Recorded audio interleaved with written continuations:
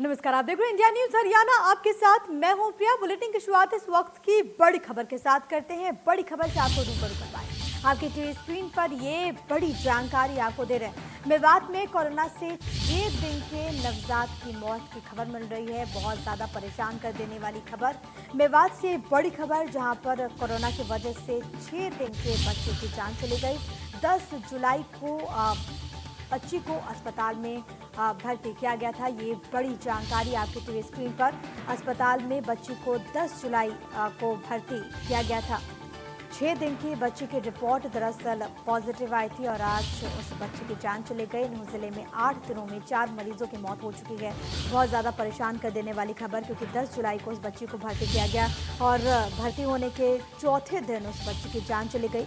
बहुत तेजी के साथ कोरोना संक्रमितों की संख्या बढ़ रही है। मृतकों का आंकड़ा भी बढ़ रहा है। छोटे छोटे बच्चे इसकी जद में आ रहे हैं। 6 दिन की नवजात की मौत की खबर मिल रही है। 6 दिन की बच्ची की रिपोर्ट पॉजिटिव आई थी और अब उस बच्ची की जान चली गई। ये बड़ी खबर और बहुत ज़्यादा परेशान कर देने वाली खबर आपकी टीवी स्क्रीन पर। मेवात में कोरोना से 6 दिन की मासूम की जान चली गई है। ये आपको बड़ी खबर बताएं। 10 जुलाई को अस्पताल में उस बच्ची को भर्ती कराया गया था। 6 दिन पहले उसका जन्म हुआ और अब उसकी जान चली गई। ये बड़ी खबर आपके टीवी स्क्रीन पर। मेवात में कोरोना से 6 दिन की बच्ची की मौत की खबर मिल रही है। बहुत ज़्यादा परेशान कर देने वाली खबर। बहुत तेज़ी के साथ कोरोना वायरस अपने पांव पसारता हुआ और अब जो मृतकों का आंकड़ा जो है वो भी बढ़ रहा है। और स्थिति चिंताजनक इसलिए भी है क्योंकि छोटे छोटे बच्चे इसकी जद में आ रहे हैं। नूंह जिले में 8 दिनों में 4 लोगों की जान जा चुकी है। मेवात में कोरोना से 6 दिन की मासूम की मौत की खबर मिल रही है। कहां पर भर्ती था, क्या कहेंगे इसमें? ये एक 3 दिन का बच्चा था जिसको नियोनेटल जॉन्डिस और रेस्पिरेटरी डिस्ट्रेस था। ये वहाँ पर इसका टेस्ट किया गया था, ये पॉजिटिव आया था। बहुत लो विरुलेंस था इसका। जो इसकी वैल्यूज थी वो काफ़ी हाई थी। इसका मतलब इसमें वायरस का लोड बहुत कम था और बच्चा वैसे ही कॉम्प्रोमाइज था, इसलिए इसकी आज पुष्टि हुई है कि मौत हुई है। नल्लड़ में दाखिल था बच्चा, नूंह से बिलोंग करता है।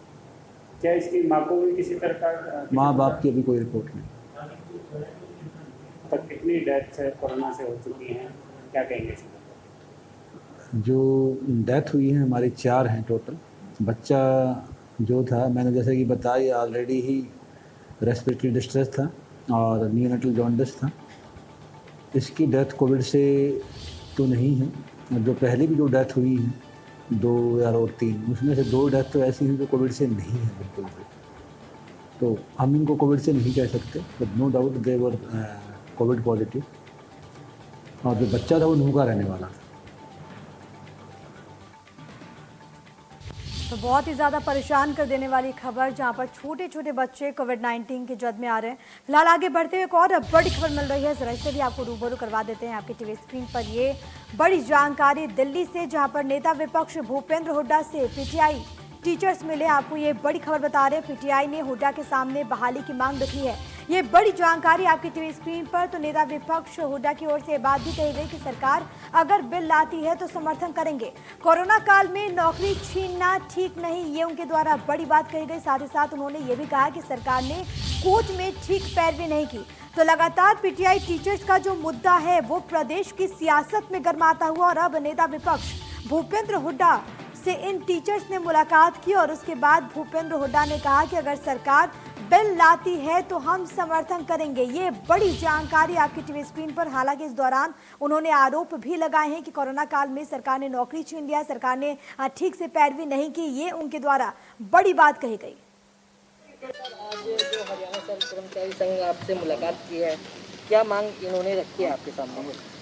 देखिए, आज ये आए हैं जो पीटीआई थे और जो कोर्ट ने फैसला किया, ये फैसला जो है सरकार ने सुप्रीम कोर्ट में अच्छी तरह पैरवाई नहीं की, इस वास्ते कोर्ट का फैसला है।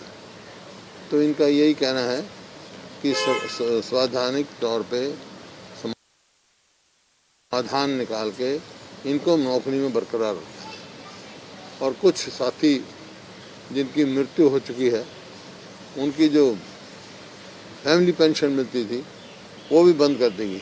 ये एक अवमाननीय वो है, उसको तुरंत वो करें। और अब इस उम्र के बाद कोई रिटायरमेंट के नज़दीक है, कोई कहीं है, अब इम्तिहान देने की बात कहें तो वो वाजिब नहीं लगती। तो इम्तिहान नहीं होना चाहिए इनका, और कोई रास्ता निकालना चाहिए और संवैधानिक तौर पर निकाल कर इनको तुरंत लेना चाहिए। और कोई सरकार कोई बिल लाती है विधानसभा में इनके भविष्य के लिए, इनको रखने के लिए, तो विपक्ष पूरा समर्थन उसका करेगा। हमारी सरकार से बार बार यही है कि भाई कोरोना काल है, इसमें रोज़गार खोसने नहीं चाहिए, रोज़गार ख़त्म नहीं करने चाहिए, रोज़गार देने चाहिए। तो ये लेकर इसको स्पेशल वो बना के इसको स्पेशल वो बिल बना। कोरोना संकट के बीच एक बार फिर से हरियाणा को विकास की पटरी पर रफ्तार से दौड़ाने की दिशा में मनोहर सरकार एक्शन में नजर आ रही है। सरकार का जोर प्रदेश के ग्रामीण इलाकों में विकास की गति को बढ़ाने पर है। आपको ये बताएं कि इसके लिए लगातार सरकार जो है वो काम कर रही है और इसी के तहत सीएम मनोहर लाल की अध्यक्षता में राज्य स्तरीय दिशा कमेटी की एक महत्वपूर्ण बैठक हुई। इसमें डेप्यूटी सीएम दुष्यंत चौटाला की भी मौजूदगी रही और तमाम विभागों के कार्यक्रमों के कार्यान्वयन की समीक्षा इस दौरान की गई।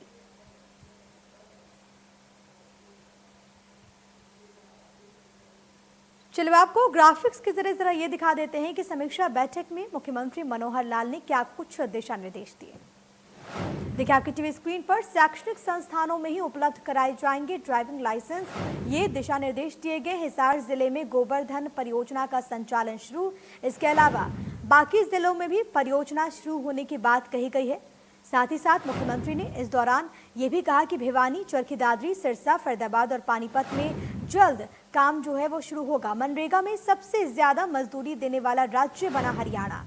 हरियाणा में 309 रुपए मजदूरी। गांव को आत्मनिर्भर बनाने का ये मनोहर प्लान। राष्ट्रीय ग्रामीण रोजगार गारंटी योजना का 3 गुना विस्तार हो। योजना में ग्रामीण विकास और संबंधित विभाग को भी शुमार किया जाएगा। इस साल हरियाणा में मजदूरों को 1 करोड़ दिन रोजगार देने का लक्ष्य। अब तक 45 लाख दिनों का रोजगार सृजित किया गया और ये प्लान सरकार का मनरेगा कार्यों की सूची ग्राम पंचायतों की वेबसाइट पर उपलब्ध। और इसके अलावा छात्राओं को डिग्री के साथ ही पासपोर्ट दिए जाने के आदेश। कॉलेजेस में पढ़ने वाले स्टूडेंट्स को ड्राइविंग लाइसेंस मिलेगा। शैक्षणिक संस्थानों में उपलब्ध कराए जाएंगे ड्राइविंग लाइसेंस, तो इसके भी दिशा निर्देश जो हैं वो दिए गए हैं। इसके अलावा क्या कुछ महत्वपूर्ण, ये भी आपको ग्राफिक्स के जरिए तमाम जानकारी दे रहे हैं। इस परियोजना से जुड़ी हुई गोवर्धन परियोजना का विस्तार के निर्देश मुख्यमंत्री मनोहर लाल ने इस दरमियान दिया और अलग अलग जिलों में इसे जल्द शुरू होने की बात भी कही गई। आत्मनिर्भरता की राह में किस तरीके से प्रदेश आगे बढ़ेगा, इसको लेकर भी सरकार जो है वो सजग नजर आ रही है। और इसी के मद्देनजर ये बड़ी बात कही गई कि राष्ट्रीय ग्रामीण रोजगार गारंटी योजना का 3 गुना विकसित इसे किया जाएगा। योजना में ग्रामीण विकास और बाकी चीजों पर फोकस, रोजगार देने का लक्ष्य। हालांकि अभी 45 लाख दिनों का रोजगार सृजित किया गया है, इसको किस तरीके से आगे बढ़ाया जाए, इसको लेकर भी इस दौरान दिशा निर्देश मुख्यमंत्री मनोहर लाल देते हुए। आपको बताएं कि नौकरियों में 75% आरक्षण एक लॉलीपॉप। कांग्रेस ने सरकार पर निशाना साधा है। 75% आरक्षण पर सवाल उठाए गए हैं। जिसके पास हो डोमिसाइल उसे मिले रोजगार, तो अब कांग्रेस ने भी सवाल उठा दिए हैं। सरकार काले कानून बना रही है। नीरज शर्मा के द्वारा ये बड़ी बात कही गई, जमीन हमारी, रोजगार बाहर वालों को मिलता है। उद्योग धंधे खत्म हो रहे हैं, नए कहां से लगेंगे। तो चंडीगढ़ में कांग्रेस विधायक नीरज शर्मा और चिरंजीव राव ने संयुक्त प्रेस कॉन्फ्रेंस की। इस दौरान नीरज शर्मा ने सरकार की निजी क्षेत्र में युवाओं को 75% नौकरी देने वाली योजना में कई खामियां भी गिनवाई। उन्होंने कहा कि सरकार स्थानीय युवाओं को 75% रोजगार देने की आड़ में प्रदेश में काले कानून बना रही है। उन्होंने साथ ही साथ ये भी कहा कि हम भी चाहते हैं कि स्थानीय युवाओं को रोजगार मिले, लेकिन जिसके पास हरियाणा का डोमिसाइल हो उसे ही रोजगार मिले। हम 75% रोजगार के बिल्कुल भी खिलाफ नहीं है। स्थानीय व्यक्तियों को रोजगार मिले, हम इसके भी खिलाफ नहीं है। जो हरियाणा का डोमिसाइल है, चाहे वो कहीं का भी व्यक्ति आज 10 साल 15 साल 20 साल से हरियाणा में रह रहा है, वो हरियाणा की मिट्टी का है, हरियाणा के रंग ढंग का है। 75 नहीं साहब, हम चाहते हैं उस 100% रोजगार स्थानीय लोगों को मिले, पर डंडे से नहीं, प्यार से आप प्रोत्साहन करिए उद्योगों को। आप एक ऐसा कानून ना बना दें जो काला कानून बन के रह जाए, उद्योग आने से ही सब कुछ आए। यहाँ पर आप फैसिलिटेट करिए उद्योगों को और लोकल आदमी को फैसिलिटेट करिए। वहीं इस दौरान चिरंजीव राव ने भी सरकार पर निशाना साधा। उन्होंने कहा कि प्रदेश में उद्योग खत्म हो रहे हैं, नए उद्योग लगने का तो कोई मतलब ही नहीं है। साथ ही साथ उन्होंने ये भी कहा कि जमीन हमारे लोगों की जाती है, लेकिन रोजगार बाहर के लोगों को मिलता है। क्योंकि हमारा इलाका भी ऐसा इलाका है जहाँ पर आप देखें रोजगार आज के समय में तो खत्म होते जा रहे हैं। और जब ये जजपा ने वादा किया था 75% आरक्षण का, उसमें आगे बढ़ाता हूँ उस बात को, तब उन्होंने कहीं ये नहीं कहा था कि नए उद्योग लगेंगे तो उसमें हम ये 75% का आरक्षण देंगे। अभी नए उद्योग लगने की जगह अभी तो जो पुराने उद्योग थे वही खत्म होते जा रहे हैं। और हमारी तो लड़ाई इस बात की है कि बाहर के लोग आकर हमारा जो रोजगार, जो अपनी जमीन देता है हमारा यहाँ का किसान, उसके बच्चों को नौकरी ना लिख कर अगर बाहर के बच्चे लगेंगे तो आप रह तो वहीं जगह गए ना, हम तो, हमें तो फिर भी रोजगार नहीं मिला। कि आपको अगर 75% आरक्षण देना है। और इस बीच पंचकुला से एक बड़ी खबर मिल रही है, सीधे आपको इससे रूबरू करवा देते हैं। आपको बताएं कि सरकारी अस्पताल के डॉक्टर की पिटाई की गई है। नर्स ने डॉक्टर पर यौन शोषण के आरोप लगाए, शराब के नशे में दुर्व्यवहार करने का आरोप लगा है। नाइट शिफ्ट में स्टाफ नर्स के साथ दुर्व्यवहार किया गया। नर्स ने महिला थाने में इंसाफ की गुहार लगाई और इसके बाद उन्होंने खुद डॉक्टर पर धावा बोल दिया। तस्वीरें आप देख रहे हैं स्क्रीन पर, ये तस्वीरें वहां पर कैमरे में कैद हो गई, जहां पर नर्स स्टाफ पहुंची और मुक्के से डॉक्टर को पीटती हुई, क्योंकि यौन शोषण का आरोप नर्स ने वहां पर लगाया है डॉक्टर पर। शराब के नशे में दुर्व्यवहार करने का यह आरोप भी लगाया जा रहा है और इसी को लेकर वहां पर इस महिला ब्रिगेड ने हमला बोल दिया डॉक्टर पर। और देखिए किस तरीके से डॉक्टर को पीटती हुई ये महिलाएं, क्योंकि ये महिलाएं बहुत ज़्यादा परेशान थी। इसको लेकर थाने में भी गुहार लगाई और इसके बाद उन्होंने खुद धावा बोल दिया।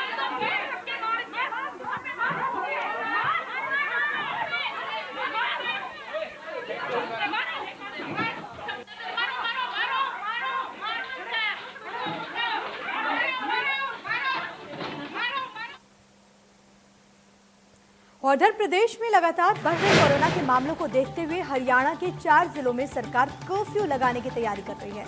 आपको ये बताएं कि दिल्ली एनसीआर से सटे चारों जिले फरीदाबाद, गुरुग्राम, सोनीपत और झज्जर में लगातार कोरोना के मरीज बहुत तेजी के साथ बढ़ रहे हैं और इसकी वजह से गृह मंत्री अनिल विज कर्फ्यू लगाने पर विचार भी कर रहे हैं। कर्फ्यू लगाने के साथ साथ ही इन चारों जिलों को इनकी सीमाएं भी सील कर दी जाएंगी। जल्द ही अधिकारियों को बुलाकर एक बैठक बुलाई जाएगी जिसमें कर्फ्यू लगाने पर अंतिम फैसला लिया जा सकता है। तो बहुत तेजी के साथ जो मामले हैं वो पूरे प्रदेश में बढ़ रहे हैं, लेकिन ये जो कुछ जिले हैं इस वक्त सबसे ज्यादा अफेक्टेड हैं, सबसे ज्यादा प्रभावित हैं।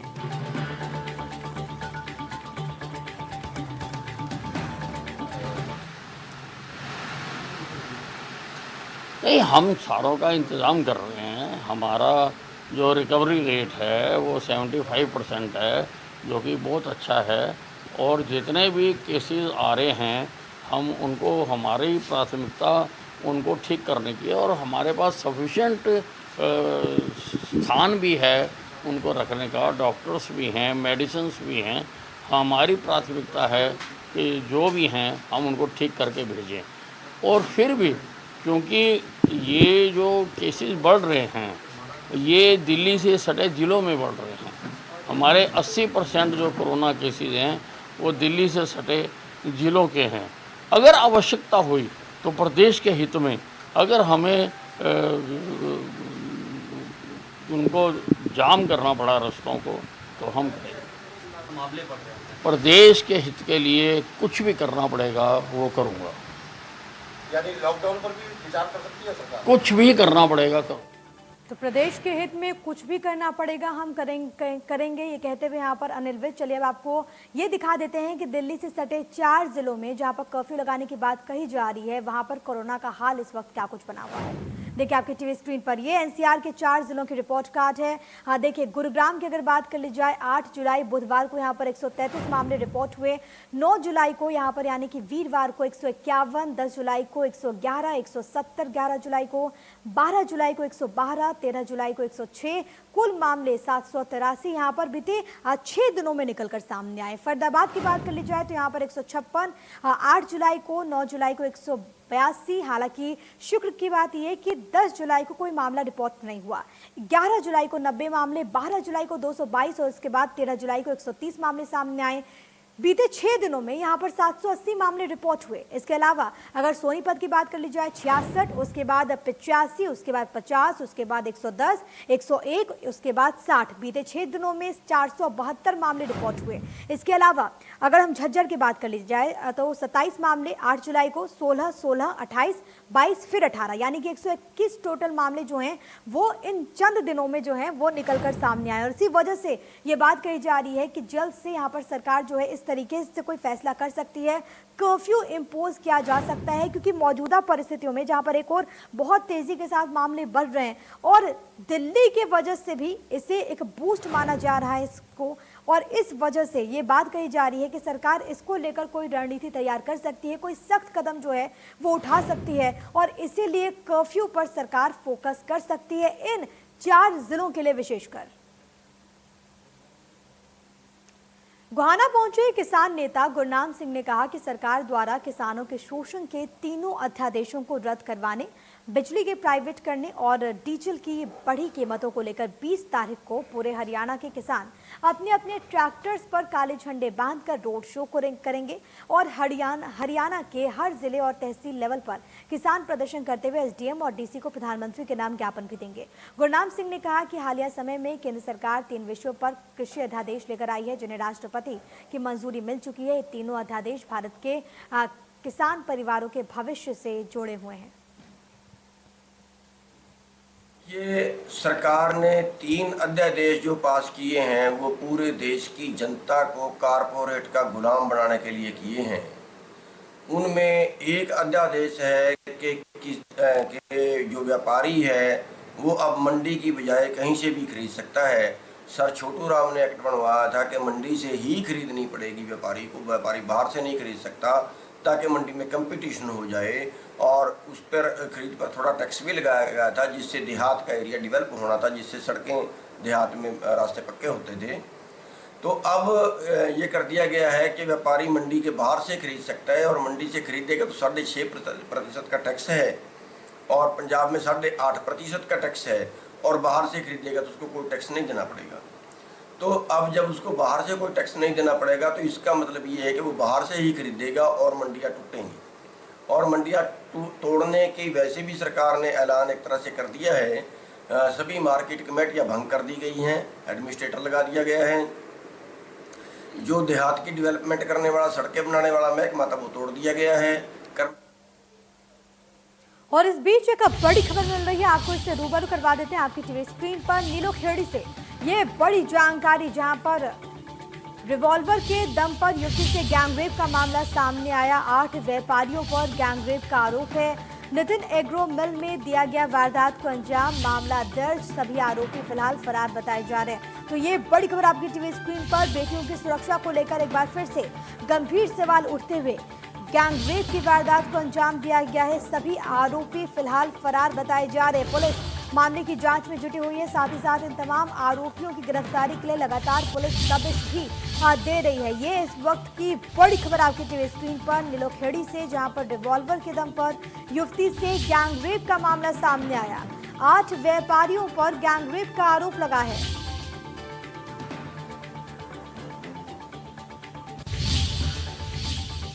अगली खबर पंचकुला से है, जहां पर एक महिला ने अपने जीजा पर छेड़खानी का आरोप लगाया। पीड़िता का ये कहना है कि उसका जीजा उसे 5 साल पहले गांव से लाया था और तभी से ही उसे परेशान कर रहा था।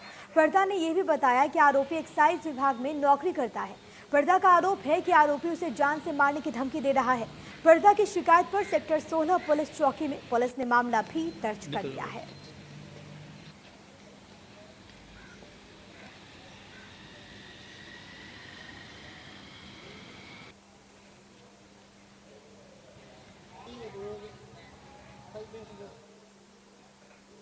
इधर गोहाना की चोपड़ा कॉलोनी में एक युवक की गोली मारकर हत्या करने का मामला सामने आया। पुलिस से मिली जानकारी के अनुसार मृतक राकेश अज्ञात हमलावरों ने 5 गोलियां उसे मारी, जिससे उसकी मौत हो गई। पुलिस ने शुरुआती जांच में आपसी रंजिश का मामला बताया है। वहीं हत्या करने के बाद पूरी वारदात जो है वो सीसीटीवी कैमरे में कैद हो गई, जिसमें साफ तौर पर देखा जा सकता है कि 2 बाइक पर 3-3 लोग आते हैं, राकेश पर अंधाधुंध फायरिंग कर देते हैं, जिसमें उसे 5 गोलियां लगी और उसकी जान चली गई। फिलहाल पुलिस सीसीटीवी फुटेज के आधार पर आरोपियों की तलाश में जुटी हुई है। तस्वीरें भी आपकी टीवी स्क्रीन पर। गोहाना से एक खबर है, जहां पर युवक की गोली मारकर हत्या हुई है। फिलहाल पुलिस मामले की जांच में जुटी हुई है। सीसीटीवी फुटेज जिसमें पूरी वारदात कैद हो गई, उसके आधार पर पुलिस आगे की कार्रवाई में जुटी हुई है।